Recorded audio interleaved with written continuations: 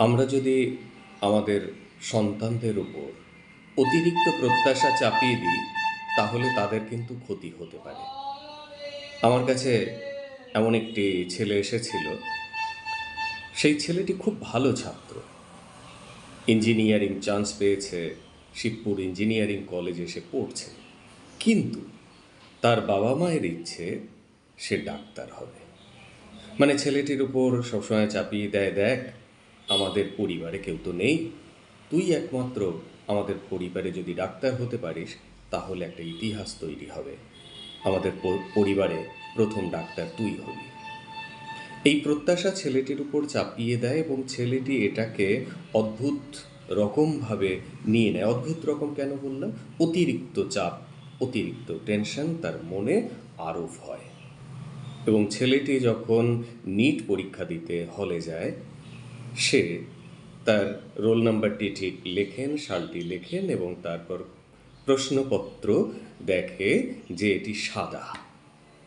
আবার পরীক্ষার টাইম যখন হয়ে যায় তখন তার চোখ দিয়ে সব কিছু সে ঠিক দেখতে পারে, শুধুমাত্র প্রশ্নপত্রটিই দেখে সাদা।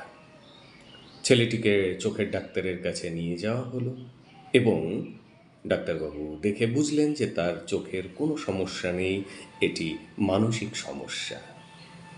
না, এই সমস্যা ওষুধে সম্পূর্ণ সুস্থ হবার নয়, এটি কাউন্সেলিং খুব দরকার।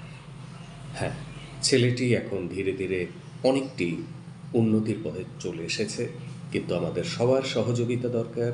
যেমন সাইকোলজিস্টদের সহযোগিতা দরকার, পরিবারের বাবা মায়ের সচেতনতা দরকার।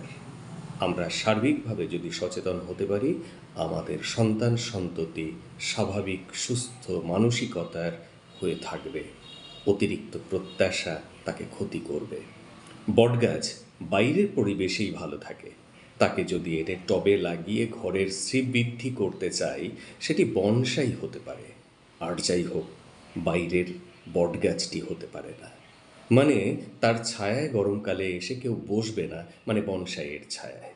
বনসাইয়ের মধ্যে কোনো পাখি এসে বাসা বাঁধবে না। বটগাছকে স্বাভাবিকভাবে বাইরের পরিবেশে বাড়তে দিতে হবে। সচেতনতা খুব প্রয়োজন আমাদের বাবা মায়েদের।